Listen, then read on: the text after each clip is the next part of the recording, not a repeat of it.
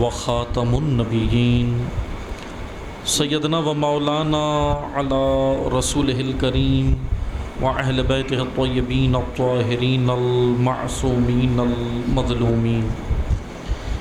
اما بعد فقال الامام موسیٰ بن جعفر الکاظم علیہ الصلاۃ والسلام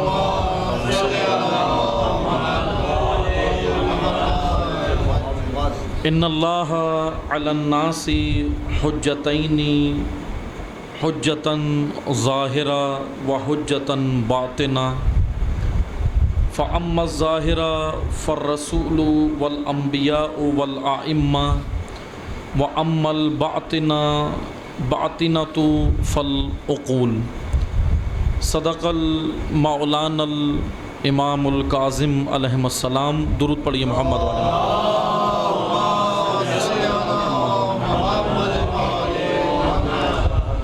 تمام حاضرین اپنی حفظ و سلامتی کے لیے، مملکت پاکستان کے استحکام کے لیے، مقامات مقدسہ کی حفاظت کے لیے، علماء حق کی حفاظت کے لیے، حاضرین کی شرعی حاجات کی بجاوری کے لیے، اہل خانہ کی توفیقات خیر میں اضافے کے لیے، تمام بیماروں کی شفا کے لیے، بے گناہ اسیروں کی رہائی کے لیے، مقامات مقدسہ کی حفاظت کے لیے، علماء حق کی حفاظت کے لیے، مظلومین کی کامیابی کے لیے، ظالمین کی نابودی کے لیے اور امام عصر کے ظہور میں تعجیل کے لیے ایک بار بلندتر محمدی صلوات پڑھیے.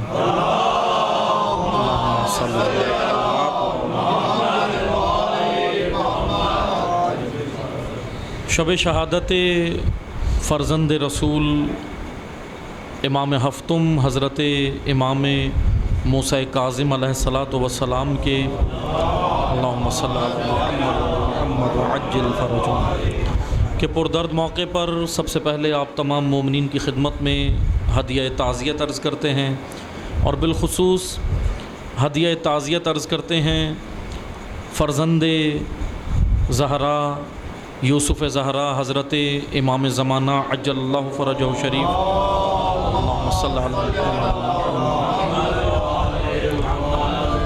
کی خدمت میں ہدیہ تعزیت عرض کرتے ہیں کہ یقیناً حزن و ملال کی شب ہے، اور کل کا دن حزن و ملال کا دن ہے، اور اسی کے ساتھ ساتھ جہاں اہل بیت کے مصائب ہیں، جہاں اہل بیت پر مظالم ڈھائے گئے ہیں، آپ مومنین سنتے ہیں، شعراء سے بھی سنتے ہیں، خطباء سے بھی سنتے ہیں، ذاکرین سے سنتے ہیں، علماء سے سنتے ہیں.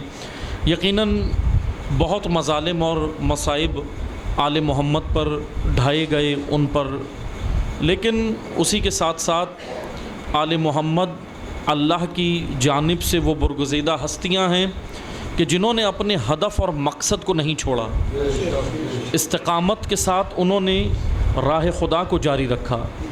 اور آج کی شب اور کل کا روز امام کاظم سے عہد کا دن ہے.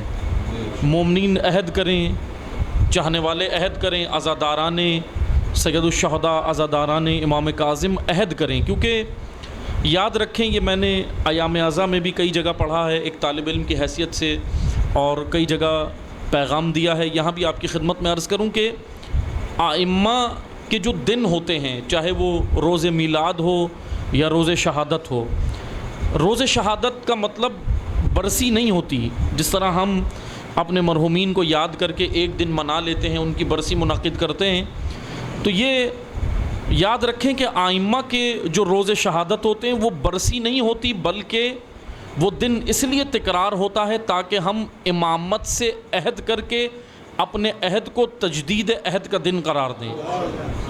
یعنی ہم اہل بیت سے عہد کریں. الحمدللہ عہد ہے، اہل بیت کے ساتھ عہد تو اسی وقت ہوا کہ جب انسان کی خلقت ہوئی ہے.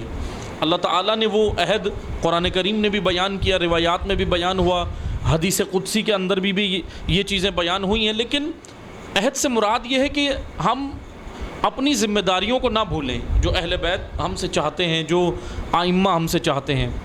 بس میں اس سے قبل کہ اس کلام کی جانب آؤں جو میں نے تلاوت فرمائی ہے آپ کی خدمت میں، حدیث ہے امام ہفتم کی، اس سے پہلے کہ میں یہاں آؤں بس ایک جملہ یا یہ کہہ لیں کہ ایک پیغام ہے.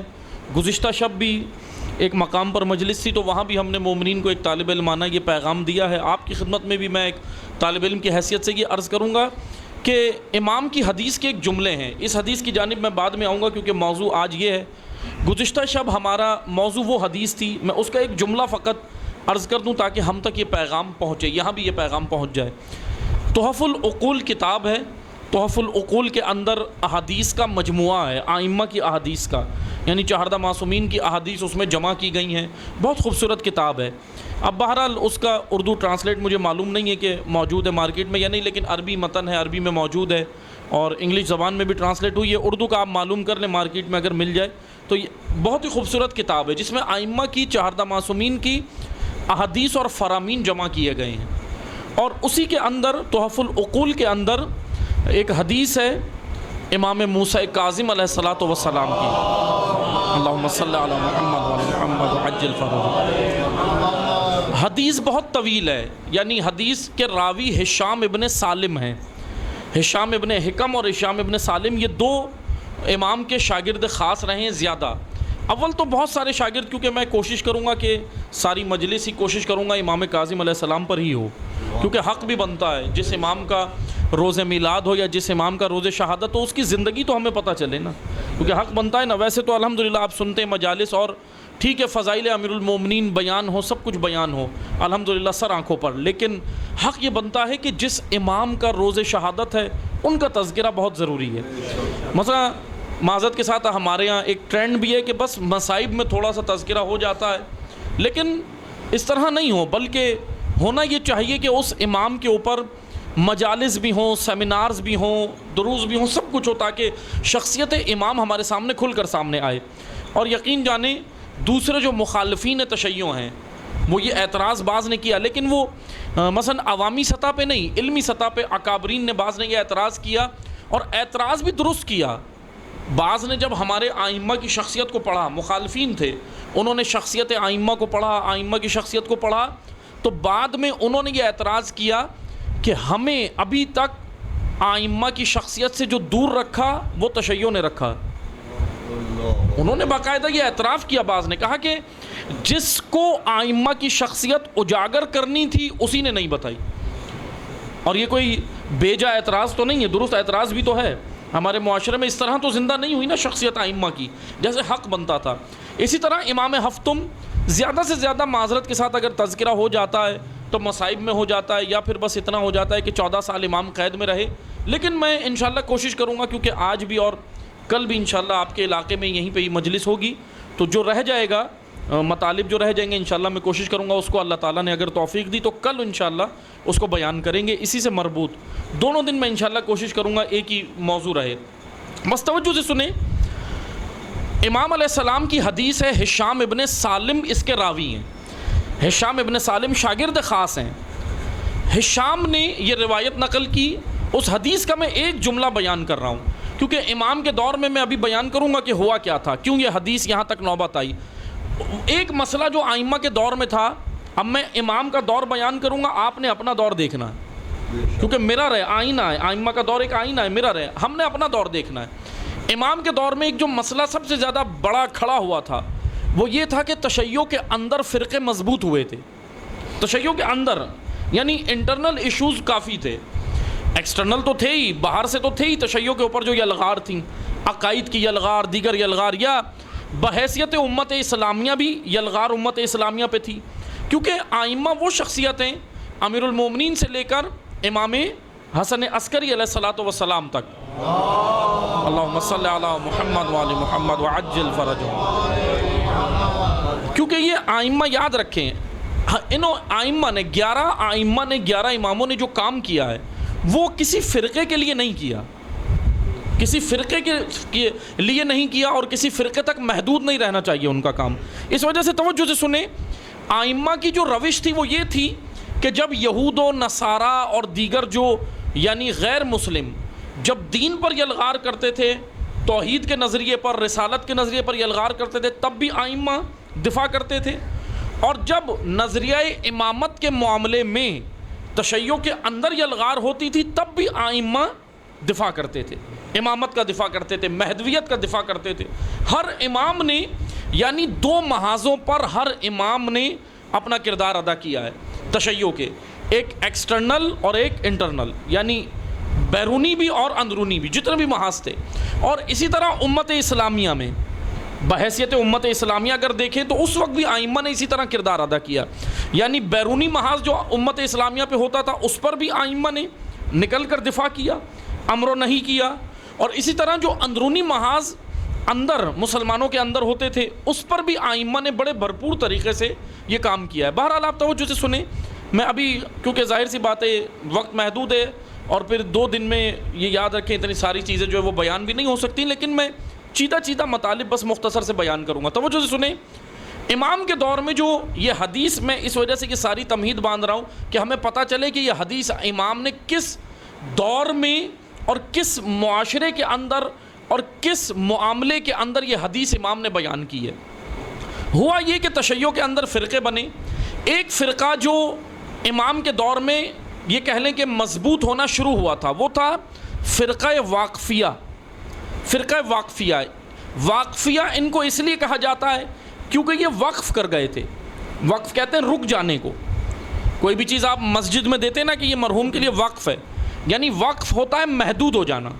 وقف کا معنی ہوتا ہے محدود ہو گئے، اب اس سے آگے نہیں جانا ہے. واقفیہ وقف سے ہے. وقف کہتے ہیں بس محدود ہو گئے. کہاں رک گئے تھے یہ چھٹے امام کے بعد ان کے جو فرزند تھے جناب اسماعیل، ان کی امامت کے قائل ہوئے. اور بلکہ امامت کے قائل نہیں ہوا یہ فرقہ، تشیع کے اندر تھا، یہ باہر نہیں تھا، اندر تھا. صرف امامت کا ہی قائل نہیں ہوا بلکہ اس فرقے نے یہ کیا کہ اسماعیل جو چھٹے امام کے فرزند ہیں ان کے بارے میں یہ بھی کہا کہ یہ مہدی ہیں جو پردہ غیب میں چلے گئے اور مثلا شہید نہیں ہوئے یا طبی موت نہیں گئے. یہ نظریہ اس فرقے کے اندر موجود تھا. لیکن اس سے پہلے ایک اور فرقہ جو امام چہارم کے دور سے تشیع کے اندر چلا آ رہا تھا وہ تھا فرقہ کیسانیہ. فرقہ کیسانیہ یہ کوفہ کے اندر یہ فرقہ جو ہے وہ یہ کہہ لیں کہ اس فرقے نے نشو و نما پائی تھی بعد کربلا امام چہارم کے دور میں. اب یہ 2 فرقے بڑے تشیع کے اندر موجود ہو گئے تھے. اب یاد رکھیں پہلا محاذ جو امام کے سامنے کھڑا ہوا تھا امام ہفتم کے سامنے وہ تھا تشیع کے عقائد کی حفاظت، خود عقائد کی حفاظت. اب ہشام ابن سالم امام کے پاس آئے، امام کی ایسے ہی محفل تھی، نشست تھی، مجلس تھی، امام بیٹھے ہوئے تھے، امام ہفتم اور شاگرد بیٹھے ہوئے تھے، امام درس دے رہے تھے، واعظ و نصیحت کر رہے تھے. ہشام راوی ہیں اور ہشام نے یہ سوال نہیں کیا. ہشام ابن سالم بیٹھے ہوئے تھے، ایک اور امام کا شاگرد ہے لیکن غیر معروف ہے، معذرت کے ساتھ ممبر سے بیان ہو تو ہمیں پتہ چلے نا کتنے مطلب امام کے شاگردان ہیں. امام کے ایک شاگرد ہیں، ان کا نام ہے محزم. محزم تاریخ میں ان کا نام ملتا ہے. محزم کھڑے ہوئے، مجمع کے اندر سے کھڑے ہوئے اور محزم نے کہا کہ مولا ہمارے معاشرے میں ایک بڑا مسئلہ کھڑا ہوا ہے. امام نے کہا بتاؤ کیا مسئلہ ہے؟ کہا کہ شیعہ اور شیعہ نما میں فرق بیان کر دیں. اللہ اکبر، بڑی خوبصورت حدیث ہے امام کی. یہ میں انشاءاللہ جو حدیث رہ جائے گی وہ اگلی مجلس میں کل انشاءاللہ بیان کروں گا. کہا کہ شیعہ اور شیعہ نما میں فرق بیان کر دیں. امام نے کہا کہ ٹھیک ہے. محزم بیٹھ گئے، پھر امام نے بیان کرنا شروع کیا یعنی تشیع کی صفات. اور ایک اور جملہ محزم نے کہا، ہمارے لیے بڑی آسانی کر دی، ایک اصطلاح یا ٹرمنالوجی ایک استعمال کی محزم نے اور کہا کہ مولا عربی زبان کا لفظ ہے، کہا کہ شیعہ اور متشیعہ. متشیعہ کا ٹرانسلیٹ اگر میں کر کے بتاؤں یعنی شیعہ نما، نام نہاد شیعہ، نام کا شیعہ بغیر کردار کے. اب اس کا ٹرانسلیٹ یہ بنتا ہے. بہرحال محزم کھڑے ہوئے کہنے لگے مولا یہ بتائیں شیعہ اور متشیعہ میں فرق کیا ہے؟ ہم کیسے پہچانیں؟ ابھی تو سب مکس ہو گئے ہیں، ابھی ہمیں فرق ہی نظر نہیں آتا. اب جیسے معذرت کے ساتھ ابھی ہمارے ہاں بھی ہے نا، جیسے بعض کہتے ہیں کہ یہ جی آپ ایسی گفتگو کرتے ہیں تو تشیع کے اندر دراڑ پڑ جاتی ہے. جوڑنے کی بات نہیں ہوتی بلکہ توڑنے کی بات ہوتی ہے نا عزیزان محترم. اب یہ خدا نخواستہ ہم توڑنے کی بات نہیں کر رہے، یہ فرق تو ائمہ نے رکھا ہے. جیسے مثلا ایسے عقائد کے لوگ جو غلو کرتے ہیں، غلو. اب جیسے بعض لوگ کہتے ہیں نا یہ کیا آپ نے غالی لگایا ہوا ہے، غالی نصیری کوئی نہیں ہے، سب صحیح ہیں. کہتے ہیں نا بھئی آپ ہمیں نہ سمجھائیں، امام صادق کو سمجھائیں کیونکہ ان کی احادیث موجود ہیں غلو کے بارے میں، شرک کے بارے میں، آئمہ کو افراط و تفریط میں لے جانے کے بارے میں، یعنی دو طبقوں کی آئمہ نے بہت مذمت کی ہے، دو طبقوں کی، غالیوں کی بھی کی ہے اور مقصروں کی بھی کی۔ مقصر کون ہے؟ ابھی معذرت کے ساتھ ایک جنگ چھڑی ہوئی ہے نا، غالی مقصر، اور ایک دوسرے کو وہ لوگ کہہ رہے ہیں جو دوسرے کو غالی کہتا ہے وہ غالی کا مطلب نہیں جانتا، اور جو ادھر دوسرے کو مقصر کہہ رہا ہوتا ہے وہ مقصر کا معنی نہیں جانتا۔ لیکن معذرت کے ساتھ تشیع کو ہمیں لگا دیا گیا ہے، ادھر لگا دیا کہ آپ بس لگے رہو اور آپس میں اسی طرح۔ یاد رکھیں اگر مجالس کے اندر ہی آئمہ کی شخصیت اور آئمہ کی زندگیاں پڑھی جائیں، ہمارے سارے مسئلوں کا حل یہی ہے، مسائل حل ہو جائیں گے۔ آج جو ہمیں نظر آتے ہیں اتنے مسائل ہیں، تو یہ کیا معاملہ ہے؟ مقصر اس کو کہتے ہیں جو تقصیر کرتا ہے، آئمہ کی شان کو گھٹاتا ہے۔ کون گھٹاتا ہے؟ آج ہے مسلمانوں میں جو آئمہ کی شان کا جو ہے وہ انکار کرتے ہیں، جن کو ناسبی بھی کہا جاتا ہے۔ ناسبی یعنی اہل بیت کی شان کو گھٹانے والے، اہل بیت کے دشمن، وہ ناسبی کے زمرے میں آتے ہیں۔ لیکن ایک طبقہ وہ تھا آئمہ کے دور میں بھی رہا اور آج بھی ہے، جو آئمہ کو بڑھانے کی کوشش کرتا ہے۔ وہ کیا مثلا بڑھاتے ہیں؟ اب یہ جیسے بعض لوگ کہتے ہیں نا کہ جی مولا علی کو کیا گھٹانا اور بڑھانا، ان کی تو کوئی حدود ہی نہیں ہے۔ نہ اس طرح نہیں عزیزان محترم، میں ابھی یہ موضوع نہیں ہے، ورنہ بڑا خوبصورت موضوع ہے توحید کا اور علم لدنی کا۔ یہ ہم نے بیان کیا ہے درس قرآن کے لیکچرز میں بیان کیا ہے، وہ نیٹ پر موجود ہے تقاریر، جو مومنین سننا چاہیں وہ سنیں، کہ توحید کے 3-4 مراحل ہم نے اس میں بیان کیے کہ کس طرح جو ہے وہ انبیاء کا درجہ ہے، کس طرح معصومین کا درجہ ہے اور کس طرح عام انسان کا درجہ ہے۔ لیکن یاد رکھیں انبیاء بھی مخلوق ہیں، یعنی کائنات کی سب سے افضل ترین ہستی کون ہے؟ حضور نبی کریم صلی اللہ علیہ وآلہ وسلم، اللہم صلی علی محمد وآل محمد۔ بھائی سب سے افضل ترین ہستی پیغمبر اکرم، اب ان کے بعد امیر المومنین، ٹھیک ہے نا؟ تشیع کا عقائد میں جس طرح میں تشیع کے عقائد جو ہمارے امام نے بیان کیے ہم وہ بیان کر دیتے، سب سے پہلے رسول اللہ تشیع کے عقائد میں، پھر اس کے بعد امیر المومنین۔ اب توجہ سے سنیں، یہاں پر ہم نے یہ عقائد سمجھنے دیکھنے، کیونکہ میں اس وجہ سے یہ محاذ زیادہ بیان کرنے کی کوشش کروں گا، آج ایک ہی محاذ پہ گفتگو ہوگی کہ کس طرح تشیع کے انٹرنل ایشوز تھے اور امام نے کیسے مقابلہ کیا، امام نے کیا کیا۔ بس توجہ سے سنیں، غالیت جو تشیع کے اندر ڈالی جا رہی تھی، خود نہج البلاغہ میں امام نے کہا نا میرے بارے میں 2 لوگ ہلاک ہو جائیں گے۔ نہج البلاغہ میں امیر المومنین کہتا نا میرے بارے میں 2 لوگ ہلاک ہوں گے، ایک قالی ایک غالی، یعنی ایک وہ جو میرے فضائل کا منکر ہے اور ایک وہ جو مجھے غلو کرتا ہے، بڑھا دیتا ہے، یعنی مخلوق کے درجے سے خالق کے درجے میں لے جاتا ہے۔ امیر المومنین سب کچھ ہے مگر خالق نہیں ہے، رب نہیں ہے۔ ہم جو یہ جملات کہتے ہیں نا معذرت کے ساتھ، جیسے بعض لوگ کہتے ہیں ہم نے تو عقیدت میں کہہ دیا مولا کو خوش کرنے کے لیے، نا مولا اس سے خوش نہیں ہوتے، امیر المومنین اس سے خوش نہیں ہوتے۔ آئمہ کس سے خوش ہوتے ہیں؟ بڑی سخت روایات ہیں، احادیث موجود ہیں۔ اب توجہ سے سنیں، میں زیادہ فوکس کرتا ہوں امام ہفتم کا دور، کیونکہ اگر پیچھے جائیں گے تو زیادہ پھر طویل مجلس ہو جائے گی۔ توجہ سے سنیں، امام کے دور میں یہی سارے مسائل تھے، تشیع کے اندر مسائل تھے۔ محزم کھڑے ہوئے اور کہنے لگے مولا کوئی بنیادی فرق تو بتائیں ہمیں تاکہ پتہ چلے شیعہ اور غیر شیعہ میں کیا فرق ہے۔ امام نے ایک فرق پہلے بیان کیا، باقی میں انشاءاللہ حدیث پھر کل پڑھوں گا، بس میں ایک جملہ عرض کر رہا ہوں اس حدیث کا مفہوم۔ امام نے، اب میں اس کا ترجمہ پڑھ رہا ہوں، امام نے کہا کہ اے محزم سنو، محزم کے ذریعے سے پیغام سب کو دیا، آج ہمیں بھی امام ہفتم نے یہ پیغام دیا۔ امام نے کہا اے محزم سنو، ہمارا شیعہ وہ ہوتا ہے جو اپنی ہمیں کم سناتا ہے، ہماری زیادہ سنتا ہے۔ ملا صوتہ سمعا، جملے ہیں حدیث کے، صوتہ سمعا یعنی ہمیں کم سناتا ہے، ہماری زیادہ سنتا ہے۔ کیونکہ اگر ہم امام کی سننا شروع کر دیں ہمارے مسئلے حل ہو جائیں گے، اور ایسا ہی ہے نا۔ ابھی میں نے یہ کل ایک مجلس پڑھی تھی تو وہاں پہ بھی ایک مثال دی تھی، میں یہاں بھی مومنین کو ایک پیغام دے دیتا ہوں، انشاءاللہ آپ لوگ سب شرکت کرتے ہیں۔ جیسے ہمارے یہاں ایک ٹرینڈ ہے نا محافل کا ایک ٹرینڈ ہوتا ہے کہ مثلا میلاد ہوتا ہے 13 رجب کو بھی ابھی ہوا، 3 شعبان کو بھی انشاءاللہ ہوگا، اور بھی محفلیں ہوں گی۔ اب ماشاءاللہ بہترین ہے، کریں مومنین کریں، بھرپور کریں محافل، کوئی حرج نہیں ہے، لیکن اس میں ایک ٹرینڈ ہے، وہ کیا ہے کہ رات بھر محفل ہوتی ہے یا 2 4 5 گھنٹے کی محفل ہوتی ہے، اور اس میں شعراء آتے ہیں، شاعری کرتے ہیں، اپنا کلام امیر المومنین کی بارگاہ میں پیش کرتے ہیں۔ ایسا ہی ہے نا، امام حسین کی بارگاہ میں، بھائی بہت اچھی بات ہے، سر آنکھوں پر شعراء کا کلام، سر آنکھوں پر۔ لیکن یاد رکھیں یہ کلام شاعر کا ہے، امام حسین کا کلام نہیں ہے۔ میں آپ کو ایک مثال دیتا ہوں کیسے۔ شاعر نے امام حسین کے بارے میں لکھا ہے لیکن کلام شاعر کا ہے، ایسا ہی ہے نا۔ امام حسین کا کلام یہ نہیں ہے، یہ عقیدت میں ہے۔ اور میں نے کہا نا سر آنکھوں پر ماشاءاللہ بہت اچھا ہے، لکھیں، بہترین ہے، لکھیں، کوئی حرج نہیں ہے۔ لیکن مولا علی کے بارے میں جیسے لکھتے ہیں، مثلا 13 رجب کو بہت ساری محافل ہوئیں، آپ نے سنی، شرکت کی، سب جگہ گئے، شاعر نے امیر المومنین کے بارے میں لکھا لیکن کلام تو شاعر کا تھا نا۔ آپ کہتے بھی ہیں نا کہ جی فلاں مثلا فلاں شاعر نے کیا خوبصورت کلام لکھا، کہتے ہیں نا کہ ان کا کلام سب سے زیادہ اچھا ہے، تو کلام تو شاعر کا ہے نا، کلام تو علی کا نہیں ہے۔ کلام شاعر کا ہے لیکن علی کے بارے میں ہے، موضوع امیر المومنین ہے، لیکن علی کا کلام کہاں ہے؟ علی کا خود کا کلام وہ ہے جو زبان علی سے نکلا ہے، اور وہ نہج البلاغہ ہے، وہ خطبات علی ہیں، وہ خطبات امام حسین ہیں۔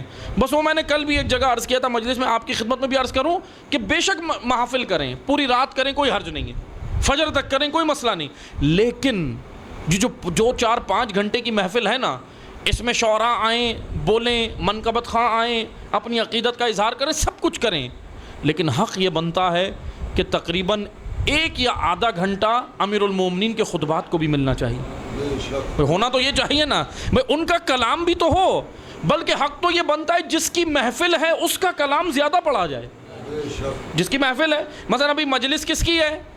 7ویں امام کی ہے، تو حق کیا بنتا ہے کہ میں آ کے اپنی سناؤں، میں اپنی داستانیں سناؤں؟ حق یہ بنتا ہے کہ امام کا دور اور امام کا کلام بیان ہو، کیونکہ ان کے کلام کے اندر مثلا اگر میں مجھ جیسا حقیر طالب علم پوری رات بھی بولتا رہے، کوئی کسی کے لیے ہدایت نہیں ہے، لیکن علی کے ایک جملے میں امت کی ہدایت موجود ہے۔ ان کے کلام میں ہدایت ہے، ان کے کلام میں ہماری زندگیاں سنور جائیں گی، لیکن بشرط یہ کہ بیان ہو۔ انشاءاللہ کوشش کریں، آہستہ آہستہ یہ ہو سکتا ہے کہ ہم اگر مجالس کے اندر، محافل کے اندر شروع کریں، کیونکہ میں نے یہ حدیث کا مفہوم بتایا ہے۔ امام کہہ رہے ہیں نا ہمارا شیعہ وہ ہے جو اپنی کم سناتا ہے، ہماری زیادہ سنتا ہے۔ بھائی اب اگر میں اپنا کلام لکھوں، مولا یہ دیکھیں میں نے کیا لکھا ہے، مولا یہ میں نے لکھا ہے، مولا یہ میں نے لکھا ہے، جی کہ سر آنکھوں پر، لیکن علی نے بھی تو کچھ کہا ہے، امیر المومنین نے بھی تو مجھ سے کچھ کہا ہے، امام حسین نے بھی تو مجھ سے کچھ کہا ہے۔ امام حسین نے جانتے ہیں کتنا کہا ہے؟ 28 رجب جب مدینہ چھوڑا اس وقت سے خطبات تاریخ میں موجود ہیں، کتابوں میں موجود ہیں، اس وقت سے 28 رجب مدینہ چھوڑا، 3 شعبان مکہ آ گئے، 8 ذی الحج مکہ چھوڑا، 4 مہینے 4 دن مکہ میں رہے، 8 ذی الحج مکہ چھوڑ کے 2 یا 1 محرم کو کربلا پہنچ گئے، عصر عاشور شہید ہو گئے۔ 28 رجب سے لے کر 10 محرم عصر عاشور تک امام حسین کے جملات، خطبات، فرمودات تاریخ میں بھرے پڑے ہیں۔ لیکن عزیزان محترم، معذرت کے ساتھ امام حسین اتنے مظلوم ہیں، اتنے مظلوم ہیں، وہ دشمن نے تو ظلم کیا ہی کیا، دشمن نے تو کیا، لیکن اس سے بڑا ظلم یہ ہوا کہ حسین ابن علی کا کلام تاریخ میں دفن ہے اور دھول چاٹ رہی ہے۔ بھئی حق کیا بنتا ہے؟ محرم میں کم از کم، ویسے تو پورا محرم و سفر، لیکن حق یہ بنتا ہے کہ کم از کم پہلا عشرہ، اور یہ آپ تقاضا کریے گا انشاءاللہ، جب محرم آنے لگے قریب تو آپ تقاضا کریے گا، پڑھنے والوں سے کریں، کیونکہ ماشاءاللہ آپ سب بانی مجلس ہیں، تقاضا کریں کہ بھائی ہمیں یہ بتاؤ کہ امام حسین نے راستے میں کیا 28 رجب نکل گئے نا، ابھی ہمیں اتنی تاریخ پتہ ہے، 28 کو امام نکلے، 3 شعبان کو مکہ پہنچے، اس کے بعد 8 ذی الحج کو مکہ چھوڑا، 2 محرم کو کربلا آئے، 10 کو شہید ہو گئے۔ لیکن سوال یہ بنتا ہے امام نے کیا کیا؟ کتنی ملاقاتیں؟ عمرو بن قیس سے ملاقات، عبداللہ ابن مطیع ادوی سے ملاقات، عبید اللہ ابن حر جوفی سے ملاقات، عبداللہ ابن عمر سے ملاقات، عبداللہ ابن عباس سے ملاقات، گورنر مکہ کے بھائی سے ملاقات، ترما بن عدی سے ملاقات، فرزدق شاعر سے ملاقات، پھر اس کے بعد وہب کلبی کا آنا، زہیر ابن قین کا آنا، اور عمرو بن قیس کا عصر عاشور امام کو چھوڑ کے جانا۔ یہ کون بتائے گا یہ کردار؟ کربلا قصہ نہیں ہے عزاداروں، یاد رکھیں، کربلا کہانی نہیں ہے، کربلا کوئی ماضی کی کوئی سٹوری نہیں ہے، کہانی، کربلا ہدایت کا منظومہ ہے، بیان ہو، ہمیں پتہ چلے کربلا کے اندر عبرت ہے، عبرت، اگر ہم نے عبرت نہیں لی تو وہ وقت کا حسین منتظر رہے گا، ہم یہاں اپنی زندگیوں میں مست رہیں گے۔ وہ پردہ غیب سے دیکھ رہا ہے کہ کہاں ہے کردار جون، کہاں ہے کردار حبیب، کہاں ہے کردار وہب قلبی، کہاں ہے کردار مسلم ابن اوسجہ، کیونکہ یہ سارے کردار وقت کے امام کو چاہیے۔ اگر یہ کردار نہیں بنتے تو کیا ہوگا؟ خدا 12واں نہیں بھیجے گا، نہیں بھیجے گا، کیونکہ 11 کے ساتھ کیا ہوا؟ میں ابھی تاریخ مختصر سی پڑھوں گا، بس توجہ سے سنیں۔ ایسے ایسے کردار ہیں بھرپور چاہنے والے، میں اگر آج کی زبان میں ٹرانسلیٹ کروں، معذرت کے ساتھ ذرا سمجھانے کے لیے بولنا پڑتا ہے، یعنی یہ کہہ لیں کہ بڑے بڑے ترم خاں جو یہ کہتے تھے کہ امام آپ حکم کریں ہم یہ کر دیں، میں امام کا چاہنے والا ہوں، میں امام کا ماننے والا، میں یہ، میں فلاں، میں یوں۔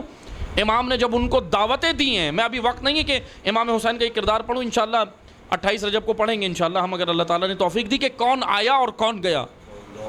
یہ دیکھیں کردار، مثبت منفی دونوں کردار ہیں، یعنی بعض ایسے کردار ہیں جو اتنا شور شرابہ کرتے تھے کہ ہم ہیں اہل بیت کے، ہم یہ کر دیں گے، ہم وہ کر دیں گے، لیکن تاریخ کہتی ہے کہ بعض جب ان کو امام نے بلایا، کسی نے کہا ماں بیمار ہے، کسی نے کہا کھیتوں میں پانی نہیں ہے۔ یہ میں اپنی طرف سے نہیں کہہ رہا، تاریخ میں درج ہیں ان کے ڈائیلاگ امام حسین کے ساتھ، امام حسین کی گفتگو ان کے ساتھ، سب تاریخ میں درج ہے۔ 8 محرم تک امام کی عمر سعد سے ملاقاتیں موجود ہیں، اس کو کرتے رہے، اس کو ہدایت کرتے رہے کہ آج ابھی بھی وقت ہے، ادھر آ جا۔ یعنی حسین تو ایسا رہبر اور ہادی ہے، حسین ایسا رہنما ہے کہ عصر عاشور وقت شہادت بھی تیروں سے زخمی ہے حسین، لیکن ادھر لشکر اشقیاء کو کہہ رہے تھے کہ کیا میں تمہارا اچھا امام نہ تھا؟ کہنے لگے آؤ میں ادھر، یعنی اللہ اکبر، امام اس وقت بھی اپنا تعارف کرانے لگے۔ اور بعض مقاتل میں تو ہمیں یہاں تک ملتا ہے کہ امام کا کردار دیکھ کر لشکر اشقیاء میں سے ایک شخص جو ہولی سے پہلے، شمر سے پہلے ایک شخص آیا تھا سر اتارنے امام کا، عمر سعد نے بھیجا تھا جاؤ سر اتارو، یہ سر اتارنے آیا تھا، لیکن اس کا نام نہیں ملتا تاریخ میں، لیکن اتنا ضرور ملتا ہے تاریخ میں عزاداروں، یہ آیا تھا امام کا سر اتارنے۔ امام نے اپنی آنکھوں سے لہو صاف کیا۔ ابھی میں مصائب نہیں پڑھا، لیکن توجہ سے سنیں کردار حسینی، کیا عظیم رہبر ہے ہمارا، کیا عظیم رہنما ہے حسین، کیا عظیم ہادی ہے حسین۔ دیکھیں جیسے یہ آیا نا قریب، مقاتل میں امام تیروں سے زخمی تھے، زمین پر تھے سجدے کی حالت میں، یعنی سر سجدے کی حالت میں گئے نہیں تھے، سر جھکا ہوا تھا۔ جیسے یہ قریب آیا، امام نے آنکھوں سے لہو صاف کیا اور اس کی طرف دیکھ کر کہا کہ ابھی بھی وقت ہے، تیری جنت کا ضامن میں ہوں، ادھر آ جاؤ۔ اللہ اکبر، اللہ اکبر، یہ کیسا رہنما ہے حسین۔ آپ مجھے بتائیں معذرت کے ساتھ، ہم تو اتنی سی باتوں پہ ایک دوسرے سے ناراض ہیں، یہ ہمارے ظرف ہیں اور وہ حسین کا ظرف ہے۔ کیسے ہم ایک دوسرے معذرت کے ساتھ لڑتے ہیں، مومنین آپس میں، مسلمین آپس میں، لیکن حسین ایسا ہادی ہے، تیروں سے زخمی ہے۔ اور مقاتل میں، یہاں مقتل میں ذکر کیا، راوی کہتا ہے کہ یہ شخص جیسے امام نے اس کو کہا، اس کے دل پہ ایسی امام کی بات نے اثر کیا کہ سر اتارنے آیا تھا، امام کے دفاع میں اشقیاء سے لڑنے لگا، اور یہ بھی شہید ہو گیا اور شہدائے کربلا میں شامل ہے۔ اس پر بھی ہم درود و سلام پڑھتے ہیں، اللہم صلی علی محمد وآل محمد وعجل فرج۔ آپ مجھے بتائیں، یہ ہے کردار۔ لیکن عزیزان محترم، تقاضا کریں، اے خدا را تقاضا کریں، پڑھنے والوں سے کریں۔ آپ ماشاءاللہ کرتے ہیں نا، مصائب کے لیے بھی تو کرتے ہیں، بانی مجلس ہمیں آج یہ مصائب سنا دیں، ہمیں آج یہ فضائل سنا دیں، کرتے ہیں نا بھئی، یہ بھی تو تقاضا کریں نا کہ آغا صاحب، علامہ صاحب، مولانا صاحب، ذاکر صاحب ہاتھ جوڑ کے عرض کریں کہ یہاں آئے ہیں، ہمیں 7ویں امام کی زندگی بتاؤ۔ آپ یہاں آئے ہو، 28 رجب ہے، ہمیں ذرا یہ بتاؤ امام جب نکلے، مکہ سے نکلے، کتنے لوگوں سے ملے، کیا کیا، کون آیا کون نہیں آیا، جب تک ہمیں یہ کردار پتہ نہیں چلیں گے۔ آپ دیکھیں جو چاہنے والے تھے، بعض ایسے چاہنے والے تھے حقیقت میں، لیکن ساتھ نہیں آئے، محب تھے نہیں آئے، لیکن بعض وہ تھے جو ابھی نئے نئے مسلمان ہوئے اور امام کا کردار دیکھ کے مسلمان ہوا تھا۔ اس کردار کا نام وہب قلبی، وہب قلبی ہے، لیکن پاکیزہ جوان تھا۔ بس یاد رکھیں، روایات میں ہمیں ملتا ہے، روایات میں جب ہم امام کے ظہور کی روایات پڑھتے ہیں نا یا دیکھتے ہیں تو روایت میں ہمیں ملتا ہے جب امام آئیں گے تو یہاں فرقوں کا مسئلہ نہیں ہے، ہم معذرت کے ساتھ فرقوں کی جنگ میں لگے ہوئے ہیں۔ ہاں، امام نے 2 معیار ہمیں ملتے ہیں روایات میں عصر ظہور میں، جب امام ظہور کریں گے تو پوچھا نا لوگوں نے آ کر، امام ہفتم سے بھی پوچھتے تھے، امام ششم سے بھی پوچھتے تھے، 5ویں امام سے بھی پوچھتے تھے، ہر امام سے پوچھتے تھے کہ جب قائم آل محمد ظہور کریں گے تو کیا ہوگا؟ تو ایک ہی جملہ ہر امام سے ہمیں بار بار ملتا ہے، تکرار ہوتا ہے۔ امام نے کچھ نہیں کہا کہ یہ ساتھ ہوگا، یہ ساتھ ہوگا، بریلوی ساتھ ہوگا، دیوبندی ساتھ ہوگا، اہل حدیث ساتھ ہوگا، شیعہ ساتھ ہوگا، فلاں ساتھ ہوگا، نہ، امام نے ایک ہی معیار دیا، اللہ کا مطیع قائم کے ساتھ ہوگا، اللہ کا دشمن قائم کے مخالف ہوگا۔ یہی کربلا میں معیار ہے۔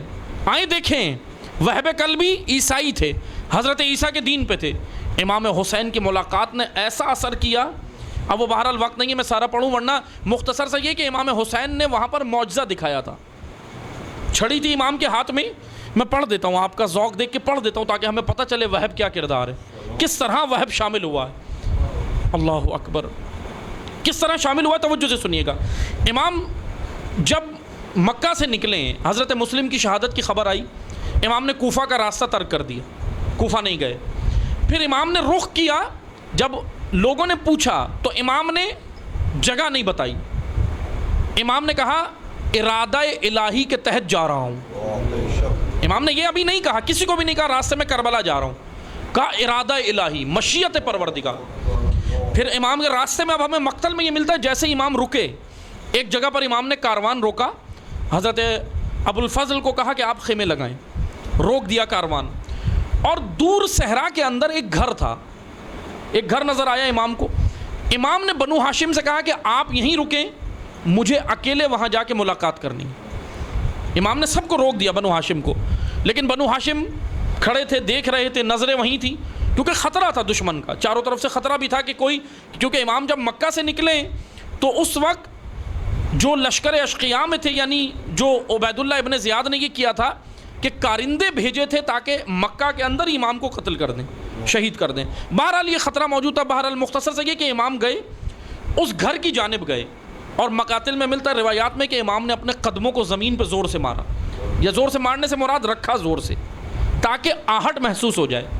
اس گھر سے ایک بوڑھی عورت نکلی، بوڑھی عورت تھی، جوان نہیں تھی، بوڑھی عورت تھی، آئی امام سے، امام نے ابھی اس کو اپنا کوئی تعارف نہیں کرایا، امام نے اس کو اپنا تعارف نہیں کرایا، یہ نکلی آئی، امام نے اس سے بلکہ پوچھا کہ یہ بتائیں کہ آپ یہاں پہ کون کون رہتا ہے؟ کہنے لگی میں ہوں، میرا بیٹا ہے، جوان ہے، غالباً تاریخ کہتی ہے 17-18 سال اتنی عمر تھی اس کی، زیادہ نہیں تھی، جوان تھا۔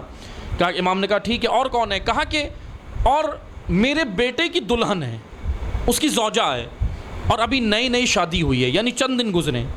امام نے کہا ٹھیک ہے، بیٹا کہاں ہے؟ کہنے لگی کہ وہ چرواہا ہے، بکریاں چرانے گیا ہے، کربلا کا یہ وہ واحد شہید ہے جو لکڑی سے لڑا ہے، تلوار سے نہیں لڑا، کیونکہ یہ شہید تلوار چلانا نہیں، لکڑی سے لڑنے کا ماہر تھا، یعنی لکڑی سے اس کے اندر فن تھا، یہ مہارت تھی۔ امام یہ جوان تھا، امام نے کہا کہ کہاں ہے؟ کہا بکریاں چرانے گئے، چرواہا ہے۔ امام نے کہا کہ اچھا یہ بتائیں آپ کو یہاں کوئی پریشانی؟ کہنے لگی کہ ایک پریشانی ہے۔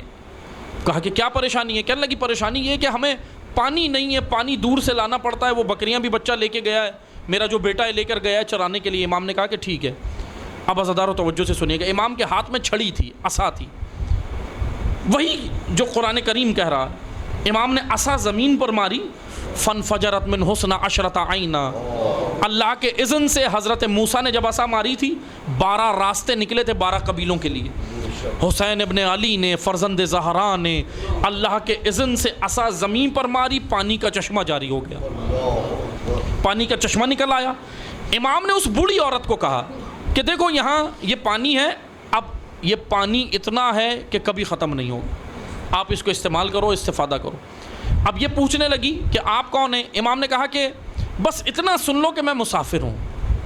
امام نے تعارف نہیں کرایا، اور امام نے کہا کہ ہم مسافر ہیں اور ہمارے خیمے ذرا قریب لگے ہوئے ہیں دور۔ یہ کہنے لگی ٹھیک ہے۔ اب مضطرب تھی، پریشان ہو گئی، ایسی نورانی شخصیت جس نے معجزہ بھی دکھایا، سب کچھ۔ جیسے ہی بیٹا آیا، یہ لڑکا جب آیا بکریاں چرا کے آیا، اس نے دیکھا کہ ماں ہے، سب سے پہلے تو یہ حیران ہوا چشمہ دیکھ کے پانی کا۔ بہرحال بس میں مختصر پڑھ رہا ہوں۔ اس نے کہا، اس کے دل میں اشتیاق پیدا ہوا، کہنے لگا مجھے ملاقات کرنی ہے۔ یہ آیا، یہ اٹھا، اس کی ماں کہنے لگی میں بھی ساتھ چلتی ہوں، اور صرف ماں نہیں آئی، زوجہ کہنے لگی میں بھی ساتھ چلوں گی۔ تینوں آئے، اور اب وہ منظر سنیے گا جو مقاتل میں ہمیں ملتا ہے۔ امام حسین بیٹھے ہوئے تھے، جیسے ہی دیکھا نا ان کو قریب آتے ہوئے، زہرا کا بیٹا زمین سے اوپر کھڑے ہوئے اور کہا مرحبا وہب مرحبا، مرحبا وہب۔ اتنی اپنائیت کے ساتھ امام نے مرحبا کہا۔ یہ قریب آیا اور کہا کہ ان کو تو میرا نام بھی معلوم ہے۔ پھر امام سے کہنے لگا کہ آپ کون ہیں؟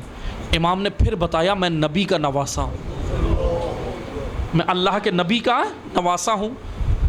اب جیسے ہی امام نے اپنا تعارف کرایا، یہ وہیں پر مسلمان ہوا ہے، مقاتل میں ملتا ہے۔ بعض لوگ معذرت کے ساتھ گمراہ کرتے ہیں نا، گمراہ کرنے کے لیے پڑھ دیتے ہیں کہ جی نہیں وہ تو بالکل عیسائی تھا، اپنے مذہب پہ ہی تھا اور یہاں آ گیا تھا۔ نہ، ایسا نہیں ہے، مستند مقاتل میں ہمیں یہ ملتا ہے۔ اس نے کلمہ پڑھا، مسلمان ہوا، اور جب یہ مسلمان ہو گیا اب امام نے اس کو اپنا مقصد بتایا کہ میں جا رہا ہوں، میں نوانیس کی زمین پر جا رہا ہوں۔ امام نے کربلا کا نام نوانیس لیا۔ کربلا کے بہت سارے نام ہیں، اس میں سے خطبات حسین میں ایک نام ہمیں ملتا ہے نوانیس۔ امام نے کہا میں نوانیس کی زمین پہ جا رہا ہوں اور میں صحرا کے بھیڑیے میرا بدن نوچیں گے۔ امام نے جب یہ جملے کہے نا، اب جیسے ہی اس نے سنا، عزادارو دل پاکیزہ تھا، رونے لگا، جوان رونے لگا، رو کے کہتا ہے فرزند زہرا میری اس لشکر میں کوئی گنجائش ہے؟ میری جگہ بنتی ہے؟ کیا میں شامل ہو سکتا ہوں؟ ادھر امام نے کوئی جواب نہیں دیا، ابھی امام خاموش تھے، لیکن امام تو دلوں کا حال جانتے تھے، شاید ہم تک پہنچانی ہو بات، اس لیے امام نے کہا کہ سنو، ابھی تو تمہاری بکریاں ہیں، ابھی تو تمہارا کاروبار ہے، جانتے ہو جملے کون سے ہیں؟ میں ابھی وقت نہیں کہ ساری چیزیں پڑھوں، یہ جملے امام پیچھے لوگوں سے سنتے ہوئے آ رہے تھے۔ امام جس کو دعوت دیتے تھے کہتا تھا ابھی میری بکریاں ہیں، جس کو دیتے تھے ابھی میرا کاروبار ہے، گھر میں بوڑھی ماں ہے، یہ ہے۔ امام نے وہی جملے وہب سے کہے کہ اے وہب، ابھی تو تمہارا کاروبار ہے، ابھی تو بکریاں ہیں، ابھی بوڑھی ماں بھی ہے، اور ابھی تو تمہاری شادی ہوئی ہے، تمہاری پوری زندگی ہے۔ اب یہ لڑکا تو کچھ نہیں کہنے لگا، وہب نے کچھ نہیں کہا، صرف خاموشی سے رونے لگا۔ یہ بوڑھی عورت آگے بڑھی اور ہاتھ جوڑ کے رو کے کہتی ہے کہ فرزند زہرا میری قربانی کو قبول کریں،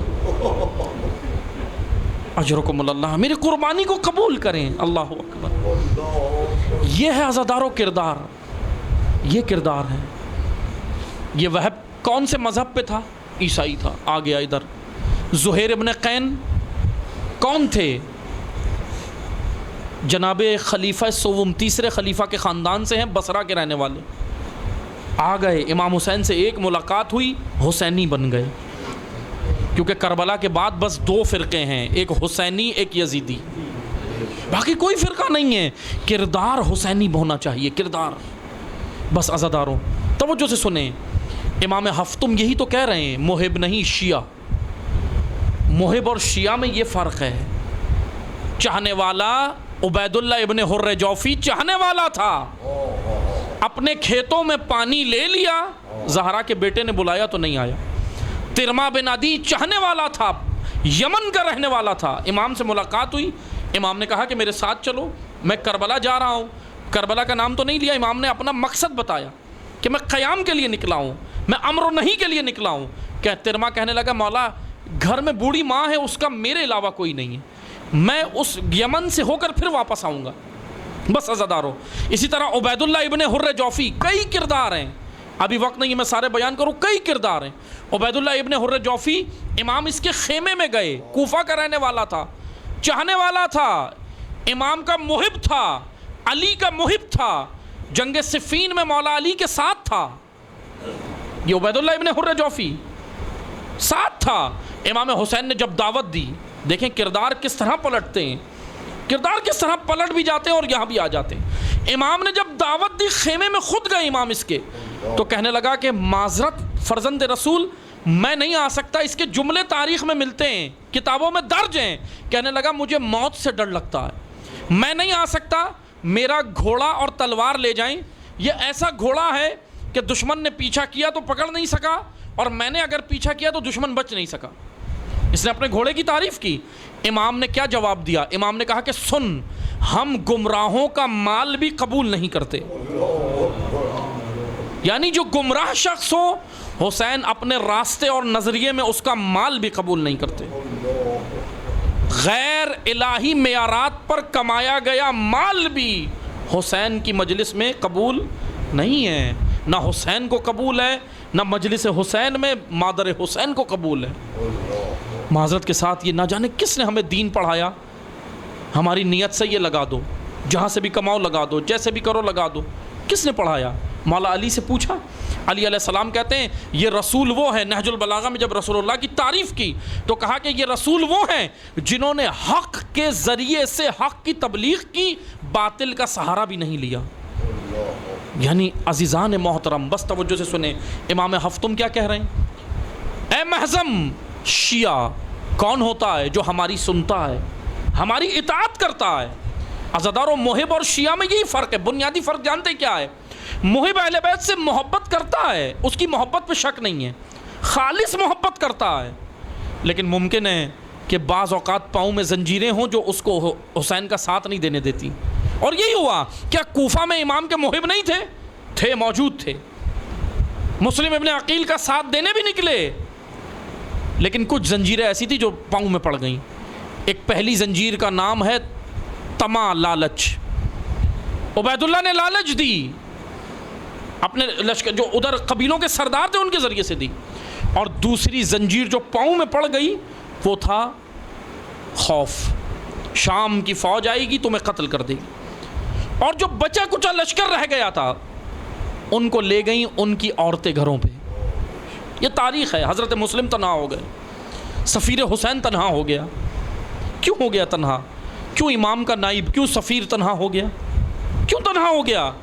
کیونکہ یہ تین بڑے لشکر امام حسین کے مقابل رہے۔ تین بڑے لشکر آج بھی راہ حسینیت کے مقابل ہیں، لالچ، خوف اور خواتین کی محبت، اشتہا۔ لیکن اب یاد رکھیے گا، زوجہ سے نہیں، زوجہ کی محبت جائز ہے، لیکن ایک اور چیز ہے، روایات میں ہمیں یہاں تک ملتا ہے، سورہ ممتحنہ قرآن مجید کا 60واں سورہ، 60 نمبر سورہ ممتحنہ، جا کر پڑھیے گا، پہلی ابتدائی آیات۔ اس میں ماجرا یہ ہے کہ حاطب بن ابی بلتعہ نیا نیا مسلمان تھا، مکہ میں، مدینہ میں تھا۔ اس نے یہ کیا کہ ایک عورت مکہ سے یہاں آئی۔ سورہ ممتحنہ کو ممتحنہ اس لیے کہتے ہیں کیونکہ اس سورہ کے اندر آیات نازل ہوئیں جو عورتیں مکہ سے مدینہ آتی تھیں اپنے ایمان کو ظاہر کرنے کے لیے، ان کا امتحان لیا جاتا تھا۔ امتحان کی وجہ سے ممتحنہ اس سورہ کا نام پڑا ہے۔ بس توجہ سے سنیں، میں نقطہ ہے اس لیے عرض کرتا ہوں آگے چلوں گا، توجہ سے سنیں، میں زیادہ اس کی ڈیٹیل نہیں کھول رہا، توجہ سے سنیں۔ ایک عورت آئی تھی، اس عورت کے ذریعے حاطب بن ابی بلتعہ، نام بھی یاد کر لیں ہمیں پتہ چلے یہ کردار، اس نے خط، کیونکہ یہ خود تو مسلمان ہو گیا تھا لیکن اس کے گھر والے مکہ میں تھے، اس نے خط ان کے ذریعے سے کفار کو بھیج دیا تھا۔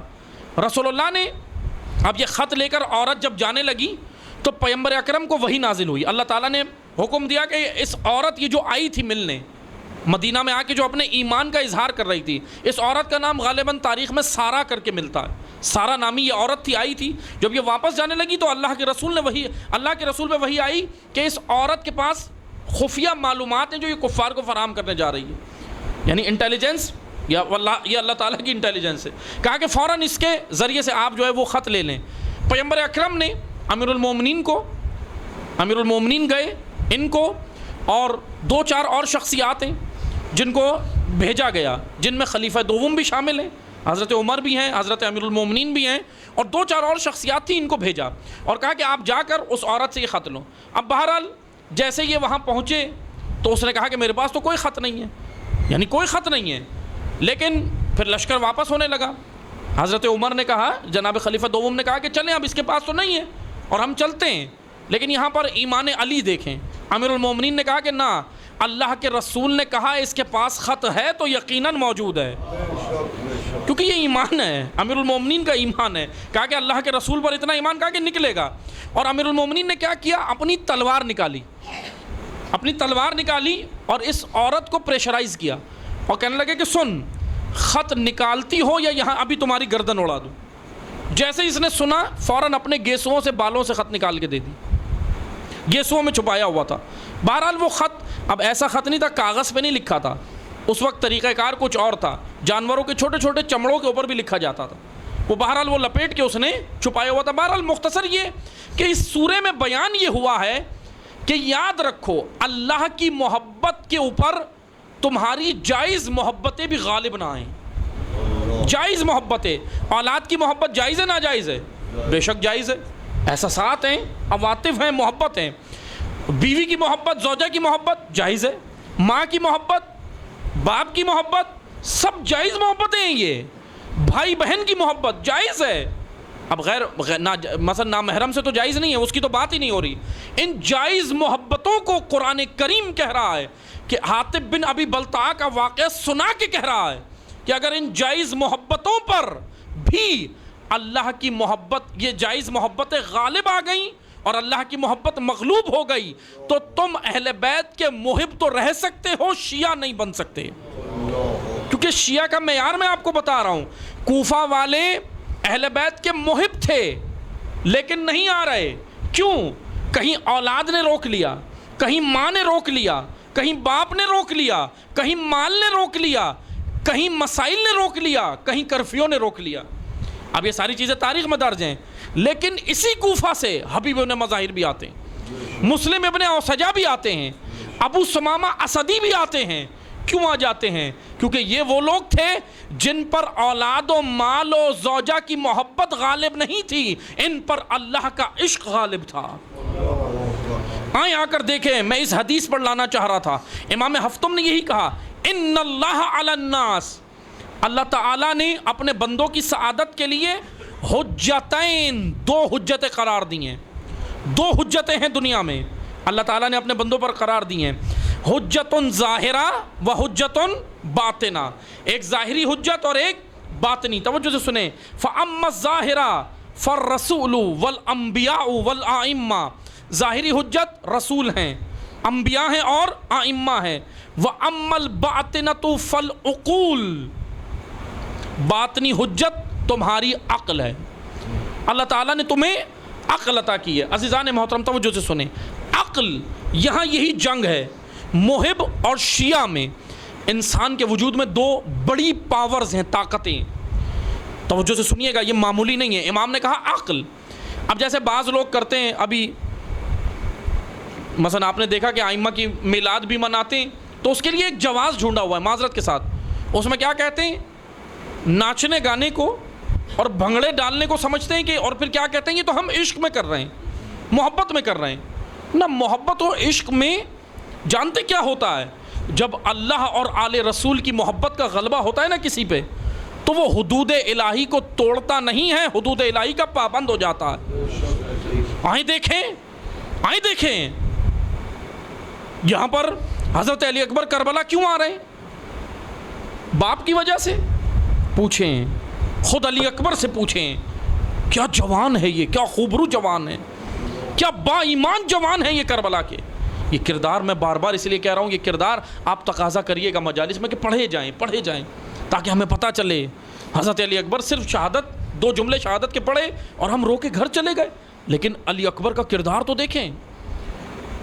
کہاں پر ہیں؟ راستے میں ہیں، ابھی کربلا نہیں پہنچے، راستے میں۔ امام حسین نے پوچھا، بیٹا موت کیسی لگتی ہے؟ موت کیسی لگتی ہے؟ تو کہا کہ بابا ہم حق پر ہیں۔ کہا بے شک ہم حق پر ہیں۔ کہا کہ پھر فرق نہیں پڑتا موت ہم پر آئی یا ہم موت پر جائیں۔ مشہور جملہ ہے نا، آپ نے سنا ہے۔ آپ مجھے بتائیں، یہ جملے اکتاہٹ کے ہیں یا معرفت کے ہیں؟ اکتاہٹ کے جملے جانتے کب ہوتے ہیں؟ مثال کے طور پہ ہم یہاں بیٹھے ہوئے ہیں اور خدا نہ خواستہ اگر چاروں طرف سے دہشت گرد گھیر لیں، چاروں طرف سے اگر دہشت گرد گھیر لیں اور میرے اور آپ کے پاس کوئی راستہ نہیں بچا نکلنے کا، کوئی آپشن نہیں ہے۔ اب مجھ سے آ کے کوئی پوچھے کہ آغا صاحب موت کیسی لگتی ہے، میں بولوں گا اب تو شاید سے زیادہ شیریں۔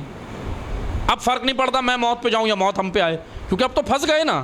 لیکن عزیزان محترم، یہ اکتاہٹ کے میرے جملے ہیں، لیکن علی اکبر و حضرت قاسم کے جملے اکتاہٹ کے نہیں، موت کی معرفت حاصل کر کے کہیں ہیں۔ موت کی معرفت تھی، یعنی اگر کربلا پہنچنے کے بعد حضرت علی اکبر کہتے تو ٹھیک ہے، پھر مورخین کہہ سکتے تھے کہ جی اب تو پھنس گئے تھے، کیا کرتے، نکلنے کا راستہ نہیں تھا تو اس لیے کہنے لگے۔ نا، ان کے پاس تو نکلنے کا راستہ بھی تھا۔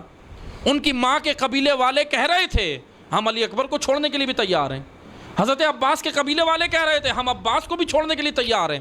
حضرت حبیب ابن مظاہر کے قبیلے والے کہہ رہے تھے تم تو ہم سے، تمہاری بھی دشمن ہے، ہماری تم سے بھی دشمنی نہیں۔ یعنی سب کو آفر تھی کہ چلے جاؤ چھوڑ کر۔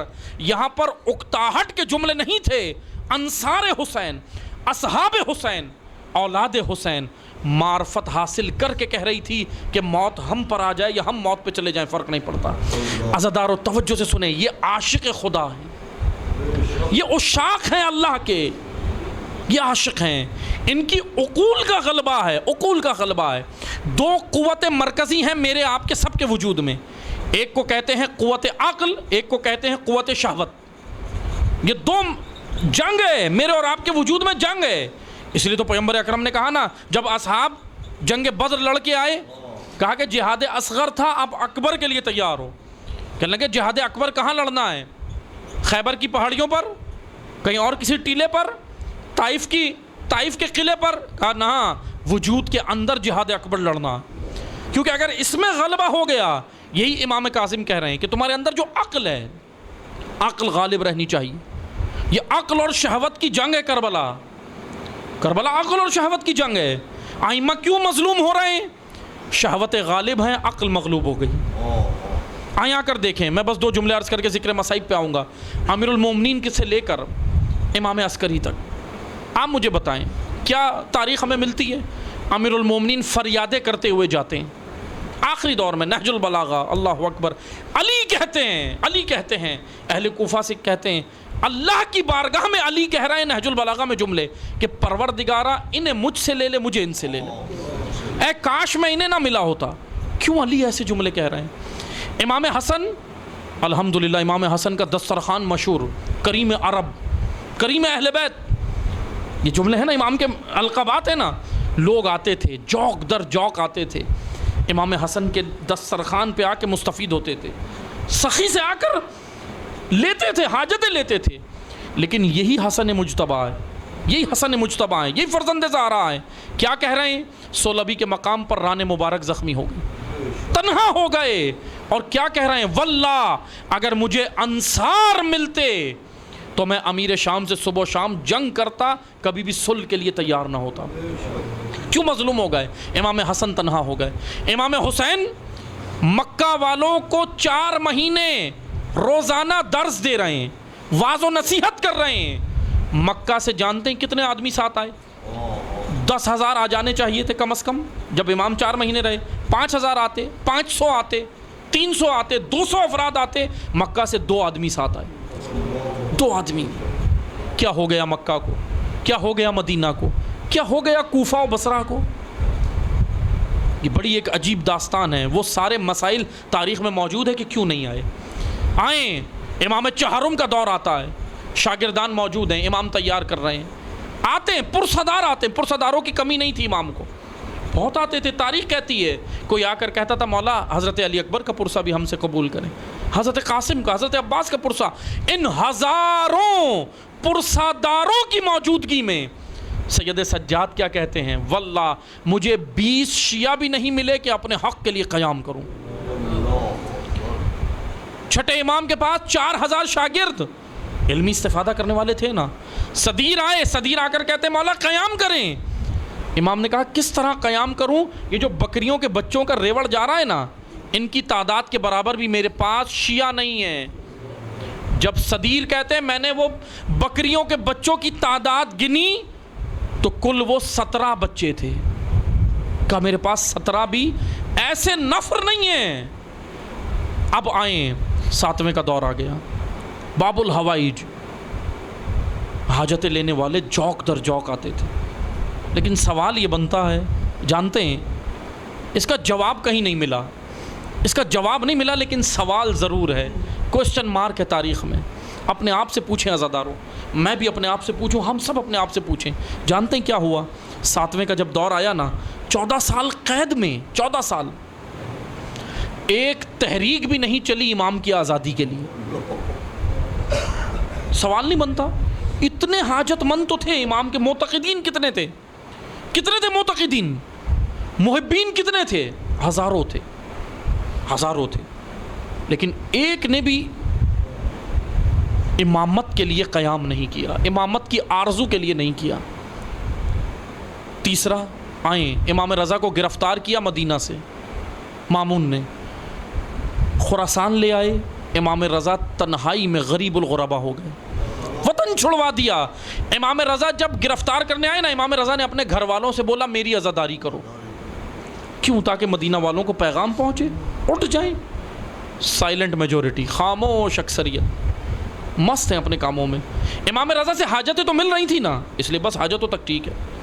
امام کاظم سے حاجتیں تو مل رہی ہیں نا, حاجتوں تک ٹھیک تھے. لیکن عزاداروں, امام ہمیں حاجت مند دیکھنا نہیں چاہتے, حاجت کے ساتھ ساتھ اطاعت گزار بھی دیکھنا چاہتے ہیں. امام بھی تو ہم سے کچھ مانگ رہے ہیں. آئیں دیکھیں کیوں ائمہ تنہا ہو گئے. 9 امام, امام تقی 25 سال کی عمر میں شہید ہو گئے. جوانی, اللہ اکبر, سامرا لے گئے, قید کر دیا, نظر بند کر دیا. 10ویں امام 42 سال 42 ایئرز, زیادہ عمر نہیں ہے, لے گئے, نظر بند کر دیا, شہید کر دیا. اور 11ویں امام 28 سال کی عمر میں. اور جانتے ہیں امام عسکری کتنے مظلوم ہیں؟ تاریخ کہتی ہے, میں جوانوں کے لیے پڑھ رہا ہوں, بزرگان جانتے ہیں, تاریخ کہتی ہے امام عسکری وہ مظلوم امام ہے, ان کو ایسا نظر بند کر دیا, ایسے شکنجے تھے امام عسکری پر کہ اپنا امام عسکری اپنا ایک زندگی کا واجب حج پہ بھی نہیں جا سکے. ایسا بنو عباس نے شکنجے ڈالے ہوئے تھے. لیکن امامت کی آرزو تھی. لیکن جانتے ہیں کیوں ہوا یہ؟ آپ مجھے بتائیں, یہ جتنے بھی قاتلین امام تھے, امام کی عبادتوں سے انہیں کوئی مسئلہ تھا؟ کوئی مسئلہ نہیں تھا, بلکہ خود معتقد تھے کہ ان سے بڑا عابد کوئی نہیں ہے. امام کے علم سے انہیں کوئی مسئلہ تھا؟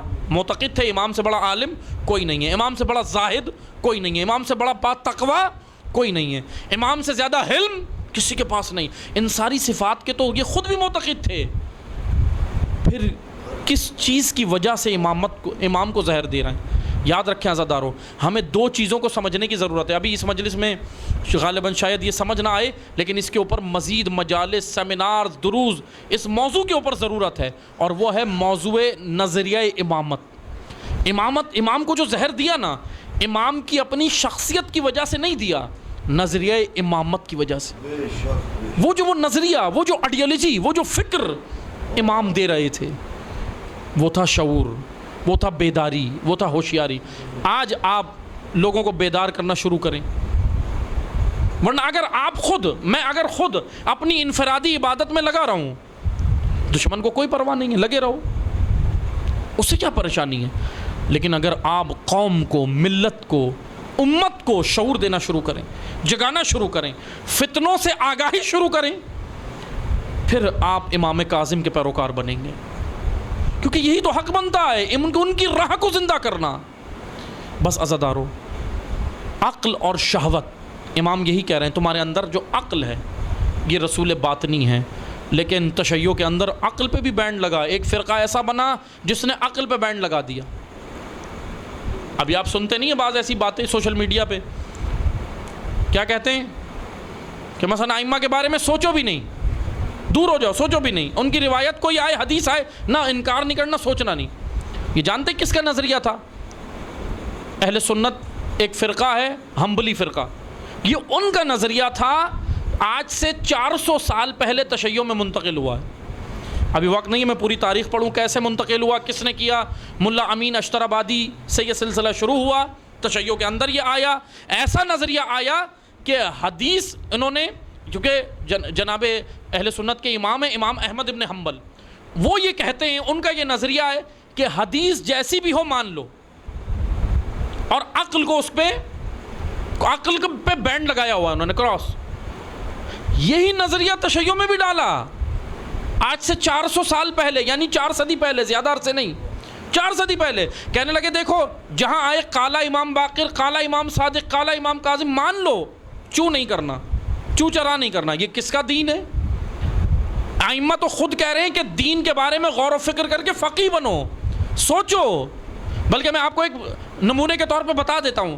7ویں امام کے دور میں 4 خلفاء بنو عباس تھے, 4 خلفاء کا دور رہا ہے. اس میں سے ایک تھا مہدی عباسی, منصور کا پوتا, منصور دوانقی, جو قاتل ہے امام صادق علیہ السلام کا. اس کا پوتا تھا مہدی عباسی. آپ دیکھیں کس طرح دین کے اندر یہ تبدیلیاں ہوئی ہیں, اور پھر امام نے کیسے دفاع کیا. آپ یہ دیکھیں, مہدی عباسی جانتے ہیں یہ کیا تھا؟ یہ کبوتر باز تھا. ہمیں بعض تاریخ میں ملتا ہے یہ کبوتر باز تھا, پرندوں کا شوقین تھا. اور آپ جانتے ہیں نا کہ جب اگر کوئی بادشاہ مثلا اگر فرض کریں کہ پاکستان کے وزیر اعظم کسی چیز کے مثلا کسی چیز کے شوقین ہو، یا کسی بھی ملک کے وزیر اعظم اگر یا صدر یا بادشاہ وقت اگر کسی چیز کا شوقین ہوتا ہے تو اس کے قریب درباری لوگوں کی کافی مطلب آمد و رفت ہوتی ہے. اور معذرت کے ساتھ میں یہ جملہ استعمال کر رہا ہوں لیکن روایات میں بھی ہوا ہے، درباری علماء، درباری خطبہ، درباری علماء یہ ہر دور میں رہے ہیں. اچھا درباری کو یہ سروکار نہیں ہوتا کہ چیز کیا ہے، درباری یہ دیکھتا ہے کہ آقا کو کیا پسند ہے، وہ تو یہی دیکھتا ہے نا. اب یہی ہمیں ایک واقعہ ملتا ہے، بس میں نمونے کے طور پہ ایک واقعہ آپ کو سنا کے ذکر مصائب کی جانب آؤں گا. مہدی عباسی کبوتر باز تھا، کبوتروں کا شوقین تھا. ایک دن یہ کبوتر میں مست تھا، اپنے مثلا کبوتر اڑا رہا تھا، کیا کر رہا تھا، پرندوں میں مست تھا. ایک ایسے ہی درباری عالم نما، کیونکہ امام خمینی ان کو عالم نما کہتے تھے، امام خمینی کہتے تھے ان کو عالم نہیں عالم نما ہے، کیونکہ لباس انہوں نے علماء کا اوڑھ لیا ہے اندر. جیسے امام خمینی کے پاس آ کے لوگوں نے کہا عالم نے چوری کی ہے، کہنے لگے نہ عالم چور نہیں ہوتا. کہا کہ ہم نے خود دیکھا ہے کہ عالم نے چوری کی ہے، کہنے لگے نہیں چور نے عالم کا لباس اوڑھا ہے، چور نے لباس اوڑھا ہے. اگر عالم ہوتا تو کبھی بھی چوری نہیں کرتا. اس لیے حقیقی علماء تو جن پر درود و سلام ہے، ایسے علماء جن کی حمد و ثنا، جن کے بارے میں جن کی مثلا روایات، جن کے فضائل امیر المومنین نے خود بیان کیا حدیث کے اندر، حقیقی علماء کی. بلکہ یہاں تک بیان ہوا، پیغمبر اکرم نے کہا کہ میری امت کے علماء حق بنی اسرائیل کے انبیاء سے افضل ہیں. یہاں تک بیان ہوا. کیوں؟ کیونکہ جو عصر ہوگا یہاں فتنے زیادہ ہوں گے. اب علماء حق کی ذمہ داری ہے، انہوں نے لعنتیں بھی لینی ہیں لوگوں کی، انہوں نے گالیاں بھی کھانی ہیں، انہوں نے سب کچھ کرنا ہے. تلوار اور گولی سے بڑا زخم دل کے اوپر ملامتوں کا ہوتا ہے. اب یہ علماء حق کو جھیلنا پڑے گا کیونکہ انبیاء کا راستہ ہے. بس توجہ سے سنیں، یہ عالم نما تھا، آیا اور اس نے دیکھا کہ بادشاہ وقت مہدی عباسی یہ مصروف تھا. کس میں مصروف تھا؟ پرندوں میں. اس نے آ کر بادشاہ کو خوش کرنے کے لیے دیکھیں کیا کیا. دیکھیں اسلام کے اندر کیسے تبدیلیاں ہوئی ہیں، روایتوں میں کیسے تبدیلیاں ہوئیں. پیغمبر اکرم کی مشہور حدیث ہے، اہل سنت اہل علماء اور اہل تشیع علماء دونوں نے بیان کی ہے. وہ حدیث اس طرح ہے کہ پیغمبر اکرم نے کہا کہ نہیں ہے کوئی افضل کام الا الصلاۃ سوائے نماز کے. وہ اس وجہ سے کہا کیونکہ نماز کے اول وقت میں اصحاب کوئی دوسرے کام کرنے لگے تو پیغمبر اکرم نے بولا کہ نہ، جب اول وقت نماز کا آ جائے تو سارے کام چھوڑ دو. اس وقت وہ حدیث پیغمبر اکرم نے نماز کی اول وقت کی فضیلت کے بارے میں کہی. کہا نہیں ہے کوئی افضل کام الا الصلاۃ سوائے صلاۃ کے. اب امام نے رسول اللہ نے یہ کہا. اب حدیث اصل یہ تھی، اپنے ذہن میں رکھیے گا، اصل حدیث یہ تھی. یہ آیا، اس نے دیکھا کہ بادشاہ کو خوش کرنا ہے، بادشاہ انعام بھی دے گا، تو اب میں کیا کروں. اس نے آ کر بولا کہ رسول اللہ نے فرمایا معاذ اللہ الیعوذ باللہ. اب سنیں اس نے تبدیلی کیسے کی. کہنے لگا کہ رسول اللہ نے فرمایا نہیں ہے کوئی افضل کام الا الطائر سوائے پرندوں کے. الا الصلاۃ آخر میں جو تھا نا نماز، اس کو نکال کے اس نے کہا طائر، پرندوں کے یعنی پرندے بازی کے علاوہ کوئی بھی افضل کام نہیں ہے. بادشاہ اتنا خوش ہوا، کہنے لگا یہ رسول اللہ نے کہا کہ ہاں یہ رسول اللہ نے کہا. اس نے بادشاہ نے اس کو انعامات دیے، خوب انعامات دیے. اس طرح حدیثیں تبدیل کرتے کرتے حدیثوں کے اندر یہ تبدیلیاں ہوئیں، لیکن آئمہ نے محاذ جاری رکھا. امام کاظم قید ہیں 14 سال، لیکن کچھ ایسے افراد امام کاظم نے تیار کیے جو اس وقت کے فقیہ دین تھے، ان کو تیار کیا اور کہا کہ اصل احادیث آپ پہنچاتے رہیں، ہمارا یہ کام کریں. کٹھن دور تھا، امام سے ملاقات نہیں ہو سکتی تھی. اسی طرح آئیں جب 10ویں امام کا دور آیا، فارس بن حاتم قزوینی، اس نے حدیثوں کو بدل دیا. تشیع کے اندر تھا، یہ فرقہ تھا تشیع، یہ ایک فرقے کا قائل تھا، رہنے والا بغداد کا تھا، عراق کا تھا رہنے والا. اس نے حدیثوں کو بدلا. امام نقی سے جو حدیثیں تھیں لے جا کر بغداد کے اندر اس نے حدیثیں کچھ اور بنا کے پیش کی. اور جانتے ہیں یہاں تک آخر میں یہ یہاں تک قائل ہوا، اس نے یہاں تک بولا کہ معاذ اللہ امام نقی رب ہیں اور میں نبی ہوں ان کی جانب سے. اس نے یہاں تک یہ جملے کہے. امام نے اس کے خلاف قیام کیا. یعنی سب سے بڑا جہاد آئمہ کا جو تھا وہ علمی جہاد تھا. بس عزاداروں، علمی جہاد، عقائد تشیع کا دفاع، دین کا دفاع. اس طرح تبدیلیاں تھیں، کبھی اندر تبدیلیاں، کبھی باہر سے، کبھی انٹرنل ایشوز، کبھی بیرونی. لیکن امام نے اپنے فرائض کو احسن طریقے سے انجام دیا. بس عزاداروں، امام کیا کہہ رہے ہیں؟ ہمارا شیعہ وہ ہے جو اطاعت کرتا ہے. اطاعت کیسے کرتا ہے؟ جو ہم نے کہا، جو ان کی روش ہے، جو ان کی سیرت ہے. لیکن معمولی نہیں تھا یہ کام، اس کے لیے امام کو شکنجوں میں رکھا گیا، شکنجوں میں رکھا گیا، کئی شکنجوں میں رکھا گیا. آپ دیکھ لیں، امام کو قید کیا، اور بعض مقاتل میں تو یہاں تک ملتا ہے ایک قید خانہ تو ایسا تھا جس میں امام کی کمر جھک گئی تھی. یعنی اتنا تنگ قید خانے میں بھی رکھا. لیکن ایک روایت ہمیں ملتی ہے، امام سے جب پوچھا گیا نا، اللہ اکبر، تشیع غور سے سنیں یہ روایت. امام سے جب پوچھا گیا مولا زیادہ تکلیف کہاں پہ ہوئی؟ 2 قید خانے تھے نا، ایک میں تو آپ کی کمر جھک گئی تھی، تنگ تھا، یعنی بہت چھوٹا کمرہ تھا، وہ چھوٹا حجرہ تھا، آپ کو وہاں زیادہ تکلیف ہوئی یا کشادہ حجرے میں؟ امام نے کہا کشادہ حجرے میں. کہنے لگا، پوچھنے والا کہنے لگا مولا کشادہ حجرے میں تکلیف کیوں زیادہ ہوئی؟ اس میں تو آپ چل پھر سکتے تھے، بیٹھ سکتے تھے، لیٹ سکتے تھے، تنگ حجرے میں زیادہ ہونی چاہیے نا. امام نے کہا کہ نہ کشادہ حجرے میں ہوئی. کہا کہ کیوں؟ کہا کہ اس وجہ سے برابر میں بنیے کا گھر تھا، وہاں سے موسیقی کی آواز آتی تھی. اللہ اکبر. یعنی امام کو تکلیف موسیقی نے دی. بس عزاداروں، روئیں، گریہ کریں، پرسہ دیں، امام رضا کو ان کے مظلوم جد کا پرسہ دیں. ابھی پچھلے مہینے آپ نے حضرت زہرا کا پرسہ امام حسین کو دیا نا، جناب زہرا کی شہادت گزری ہے، ان کا پرسہ دیا. لیکن آج زہرا موسی کاظم کا پرسہ لینے آئی ہیں. اجرکم اللہ. لیکن عظیم ہے سیدہ، جب اپنے بیٹوں کا پرسہ لینے آتی ہے نا تو زہرا اپنے پہلو پہ نہیں روتی، بچوں کی مصیبت پہ روتی. اجرکم. زہرا کا تو اپنا پہلو بھی زخمی ہوا. بس عزادارو 2 جملے سنیے گا. ادھر امام کاظم کو قید کیا گیا، قید خانے میں لائے. 2 طرح کی روایتیں ہیں، اپنا کلیجہ تھام کے سنیے گا. میں دونوں روایتیں پڑھ دیتا ہوں. 2 طرح کی روایتیں علماء نے نقل کی ہیں. ایک تو مشہور روایت وہ آپ نے سنی ہے کہ امام کو زہر دیا اور تاثر یہ دیا کہ طبی موت گئے ہیں، تاثر یہ دیا حکومت نے. لیکن ایک اور روایت ملتی ہے، اگرچہ اس کے اوپر بعض علماء نے اعتراض بھی کیا، لیکن دونوں طرح کی روایتیں ہمیں مقاتل میں ملتی ہیں. میں دونوں پڑھ دیتا ہوں. ابھی ہم اس بحث میں نہیں جاتے کہ کون سی زیادہ مستند ہے، لیکن گریے کے لیے، رونے کے لیے دونوں روایتیں ہمیں ملی ہیں. اور وہ کیا ہے؟ ایک روایت تو یہ ہے کہ امام کو زہر دیا، لیکن دوسری روایت سن سکو کہ کلیجہ تھام کے سننا. بعض روایتوں میں تو یہ بھی ملتا ہے کہ امام کو قالین میں لپیٹ کے دم گھوٹا گیا.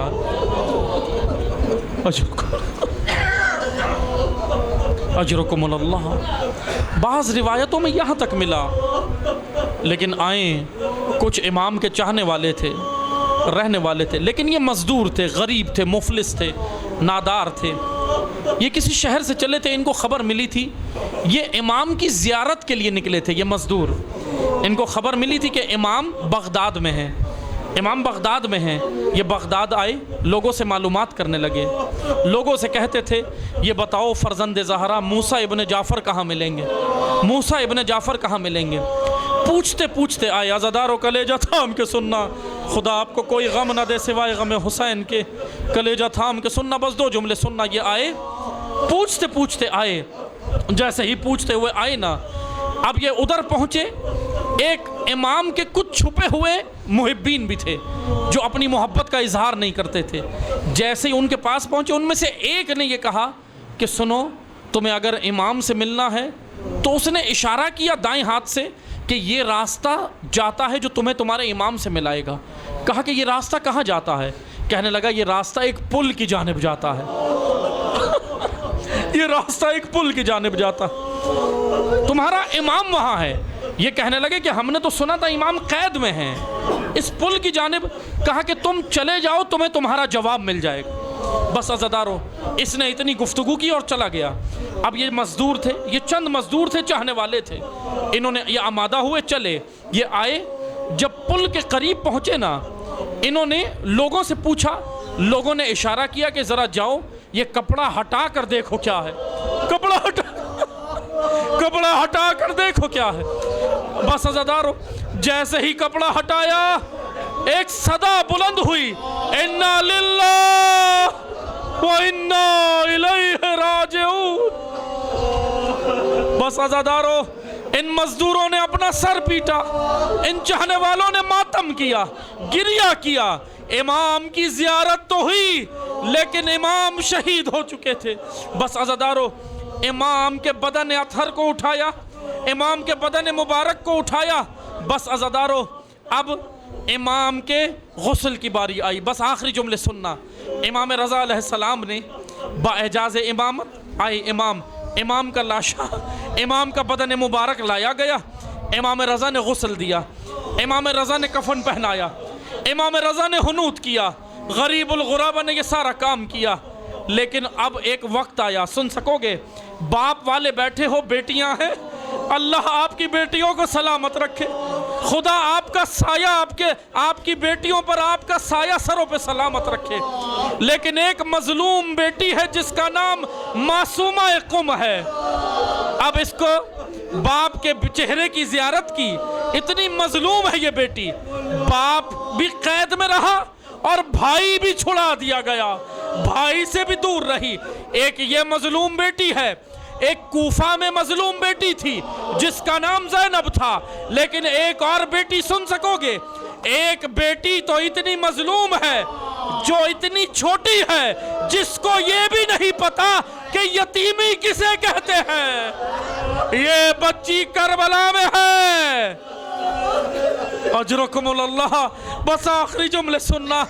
امام کاظم مظلوم امام ہے, اجرکم اللہ.